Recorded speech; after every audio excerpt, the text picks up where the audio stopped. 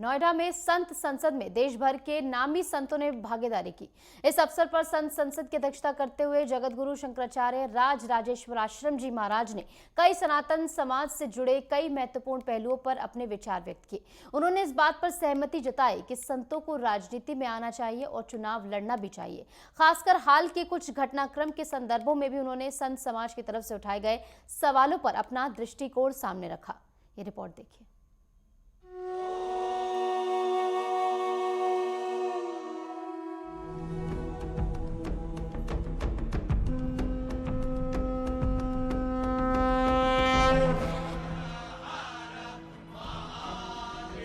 समाज गहरा मंथन कर रहा है। सनातन की रक्षा और सम्मान के लिए उनकी भूमिका नए संदर्भों में किस तरह से हो।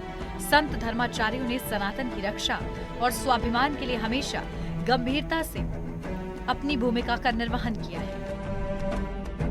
यही वजह है कि तमाम विपरीत स्थितियों में भी सनातन की पताका हमेशा फहरती रही है।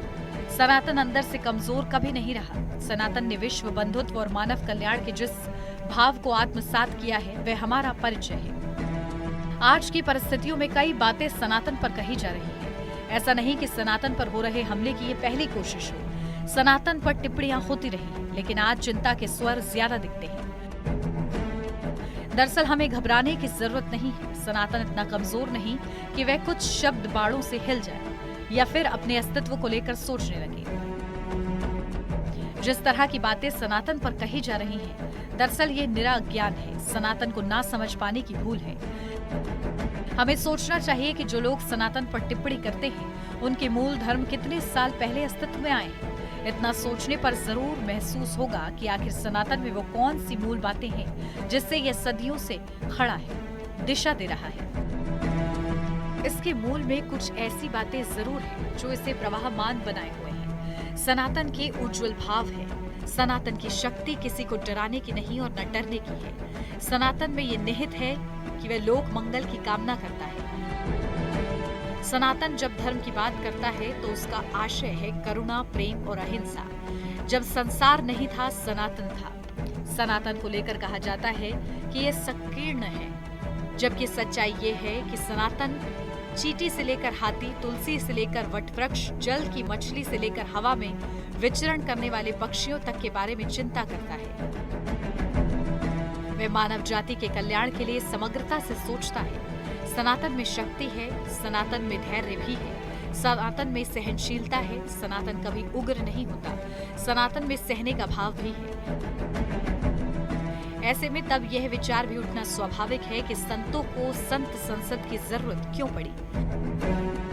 ऐसे समय जब महाकुंभ का पवित्र आयोजन होने की तैयारी हो, संतों ने इकट्ठा होकर कुछ बातों पर मंथन चिंतन करने की जरूरत क्यों समझी।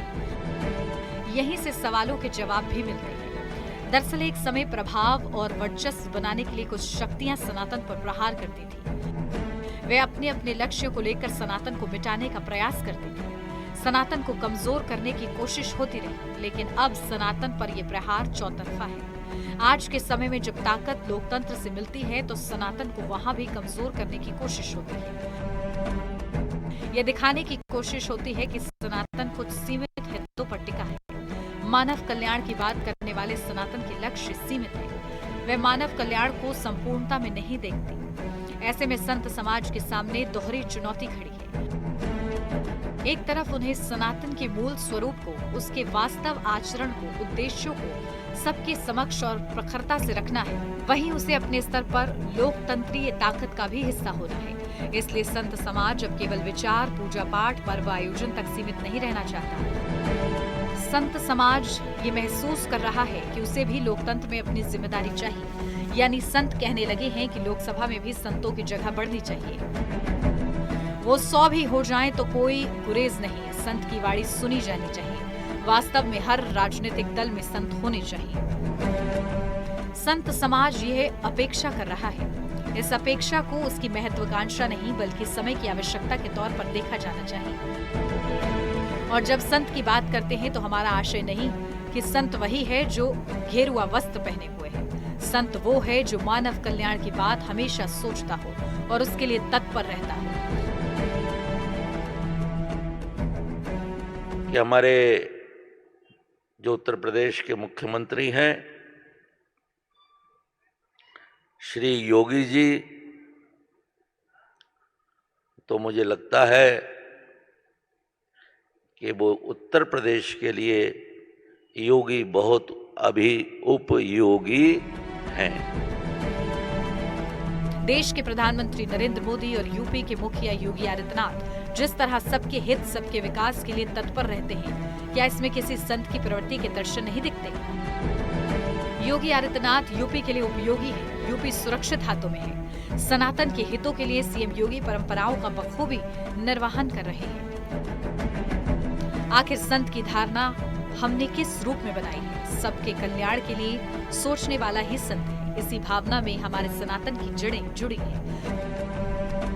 पीएम मोदी और यूपी के मुखिया योगी आदित्यनाथ ने जिस तरह सनातन परंपरा को ऊंचा उठाने के लिए कोशिश की है, उसे संत समाज आशा की किरण के रूप में देखता है। संत सबके कल्याण की सोचते हैं। मुझे ये कहने में कोई संकोच नहीं है कि देश बहुत सुरक्षित हाथों में है। संत समाज राजकाज के कामों के प्रति उदासीन कभी नहीं रहा। कोई भी दौर हो, संत समाज हमेशा सजग रहा है। अगर शासन आपराधिक प्रवृत्तियों पर रोक लगाता है तो सनातन उसकी प्रशंसा करता है। अगर अपराध पर नियंत्रण करने की कोशिश हो तो अपराधी इसे अत्याचार कहते हैं। अब जरूरत है कि सनातन संत समाज मुखर होकर उन पक्षों पर और मुखर होकर कहे, वह राजकाज में देखता है, अनुभव करता है। अगर सनातन आगे आकर अपनी बात कहता है तो ये सत्ता पर हस्तक्षेप भी नहीं और उसकी पक्षधरता भी नहीं। संत समाज केवल जनमानस को आभास कराएगा कि किसी पक्ष पर उसकी सोच किस तरह की बनी है। इन दिनों बांग्लादेश की घटनाओं पर काफी कुछ कहा जा रहा है। साथ ही देश के अंदर भी सनातन को निशाना बनाया जा रहा है। यहाँ कुछ बातें स्पष्ट करना जरूरी है। स्वाभाविक है कि जो कुछ हुआ है उनसे मुंह नहीं फेरा जा सकता। हालांकि सनातन के अस्तित्व को लेकर भी चिंता होने लगी तो आश्चर्य होता है। सनातन की ध्वजा इतनी कमजोर नहीं, लेकिन ऐसी परिस्थितियां हमें कुछ बातों की ओर संकेत देती हैं। इसमें सबसे बड़ी जरूरत एकता की है। संप्रदाय अलग हो सकते हैं, लेकिन हमारी एकता है। हमारे पर्व सबको जोड़ते हैं। यह बात भी जोर शोर से उठ रही है कि देश में सनातन बोर्ड होना चाहिए। लेकिन अगर ये धारणा इस आधार पर है कि किसी समुदाय को बोर्ड मिला है तो सनातन बोर्ड भी होना चाहिए, तो हम अपने लक्ष्यों को नहीं पाएंगे। प्रतिक्रिया में नहीं होना चाहिए। संत संसद सनातन के हितों को देखते हुए सनातन बोर्ड की आवाज उठाएगी, लेकिन सबसे अहम है कि सनातनियों को एक होना होगा। भारत विश्व गुरु था, विश्व गुरु है और विश्व गुरु रहेगा। Bureau report, network 10।